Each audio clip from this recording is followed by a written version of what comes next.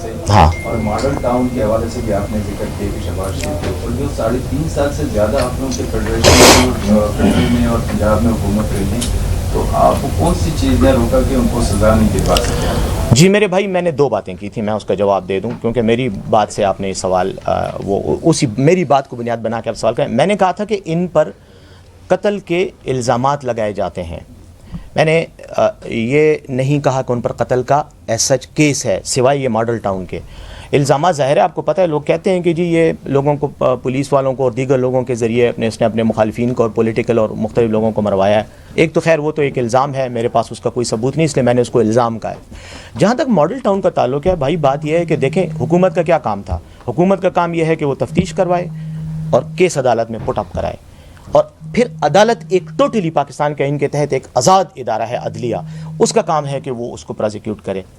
बदकिस्मती से हमारी अदालतें अवाम के जो इत्मीनान का वो मेयार है जो अवाम को होना चाहिए अदालतों से, उस पर कई मामलात में पूरा नहीं उतरती।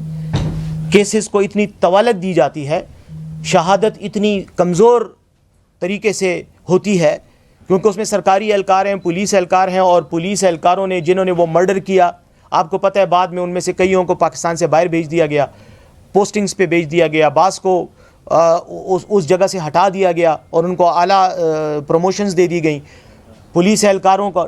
जो है दूसरी बात यह है कि अब दोबारा इनकी हुकूमत आ गई। खैर अब तो कल उन्होंने जो कुछ किया पुलिस वालों ने, पंजाब पुलिस ने आम शहरियों के साथ, अपने ही पंजाब के शहरियों के साथ, तो उनका आपने हाल देख लिया। लेकिन जो मेरा पॉइंट है वो ये है कि चूँकि ये केस अदालत में है, इसलिए हुकूमत अगर उसमें अपना जो रोल था वो हुकूमत ने प्रोसिक्यूशन में प्ले किया है, लेकिन अगर अदालत अब फैसला नहीं कर रही या केस को इख्तिताम तक नहीं लेके जा रही, तो देखें हुकूमत की तरफ से फिर कोई भी कोशिश जो है वो उस पर फिर ये इल्ज़ाम होगा कि अदालत के तरीक़ाकार पर या अदालत के फ़ैसले पर असरअंदाज होने की कोशिश की जाती है। ये जो मौजूदा हुकूमत के एहलकार हैं जिन पर जो ज़मानतों पर रिहा हैं ज़्यादातर, इनके ख़िलाफ़ भी केसेस का यही हमारा प्रॉब्लम है कि ना एविडेंस रिकॉर्ड होता है, 2-2 4-4 महीने की तारीखें दी जाती हैं और उसके बाद जो है इतना टाइम गुजर जाता है कि वो एविडेंस ही ख़त्म हो जाता है।